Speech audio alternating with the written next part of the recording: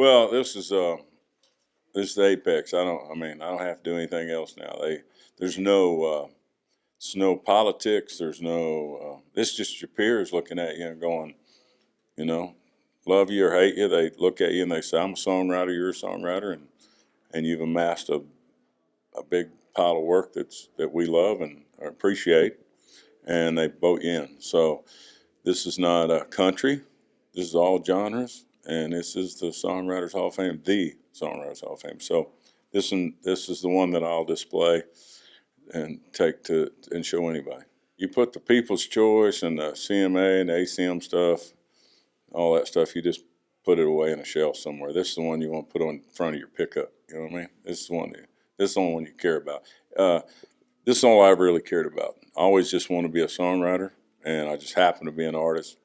And my songwriter got a wonderful, hard-working artist to go sing his song. So I was very fortunate songwriter to have such a hard-working cat, because we put an album out every year for 20 years. We didn't miss a year. I wrote all that stuff and just pounded it in. In fact, there's another guy here tonight. One of the handful songs that I did record, Bobby Braddock's being inducted tonight. He wrote He Stopped Loving Her Today. He wrote DIVORC. He wrote all these great hits in the 60s, 70s, 80s. And then we had a 5-week #1 with Talk About Me, and he said, I've got to get this to Toby.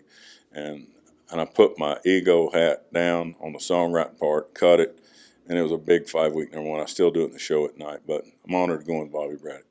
I got a night job that requires, summertime travel, but other than that, I do whatever the hell I want to do. I don't have to do a damn thing I don't want to do. So I do exactly what I want to, and I have for, years ago. I started dressing out of my closet, and I said, take it or leave it. If the ship goes down, I'm going to be the captain if it's taking water, but you're not riding my ship to the bottom. So I told them where to stick it years ago, and we're in our 10th year of having our own label, and nobody was doing that unless they lost their record deal and had to go open one. I just quit a label and then re-signed and just went off, and they said, what makes you think you can go open a label? And I said, because I've seen the guys who run them. I know I can run one. So we just do our own thing, and we don't have to answer to nobody, and it's a beautiful thing to be free. I always feel like when I first started writing songs, I probably wrote 300 or 400, and they were all shitty. And at some point, I wrote a good one, and then I wrote 200 songs. I wrote another good one, and I wrote 100 songs, wrote another good one, and that window just kept getting littler and littler. And now I feel like I'm a great idea away from a great song. And if you give me a great idea, and I tell you right there, I'll make a great song. I promise you, when we're done, we'll have something that the world will look at and go, wow, because you're a professional and you understand. You put your time in.